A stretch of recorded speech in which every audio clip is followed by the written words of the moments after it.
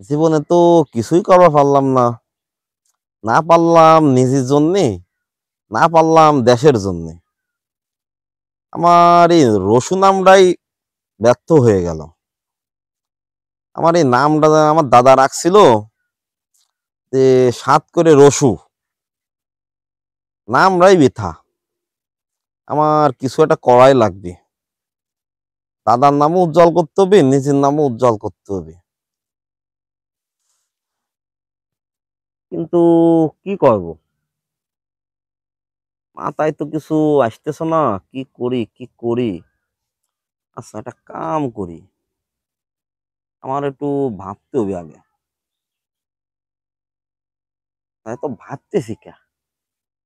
আমার দাদা ছিল একজন কবিরাজ। তার নাম সারা বাংলাদেশে সবাই জানতো।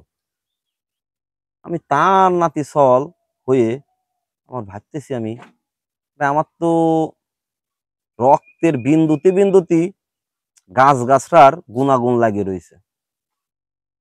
আমার দাদা ছিল কবিরাজ, আমি তার নাতি সল। কিছু এবার একটা ভাবতেই হবে কি করা যায়। তা যদি সেটাই হয় তাহলে একটা কাম করি। দাদা তো এখন বাইসিয়ে নাই। সে একটা বাক্স দিয়ে গেছিল আমারে, কইছিল যখন আমি থাকবো না তখন তুই বাক্সটা খুলে দেখিস। তাইলে দাদার বাক্সটাই খুলি, দেখি অন্তে কিছু আবিষ্কার করা যায় কিনা।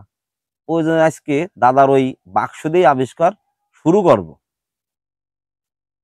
উম আচ্ছা, তাই করি। আমার দাদার বাক্স রে, কত স্মৃতির মধ্যে লাগিয়ে রয়েছে। ও, এই তো সেই বইগুলো। ও আরে, দাদা কত কিছু লেট হয়ে গেছে। আমার তো এগুলো নিয়ে একটু পড়াশোনা করতে হবে। এগুলো নিয়ে তো পড়াশোনা না করলে পরে তো বিজ্ঞান সম্পর্কে আমি কিছু জানবার পারবো না। এখনো তো অক্ষরগুলো স্বর্ণ অক্ষরে লেখা। আচ্ছা, বিজ্ঞানী তাহলে এবার হতেই হবে আমারে। আমি এবার বিজ্ঞানী না হই আর আমি ছাড়বো না। দাদার নাম আমার ধরে রাখতেই হবে। আমার নাম হবে এবার রসু বিজ্ঞানী।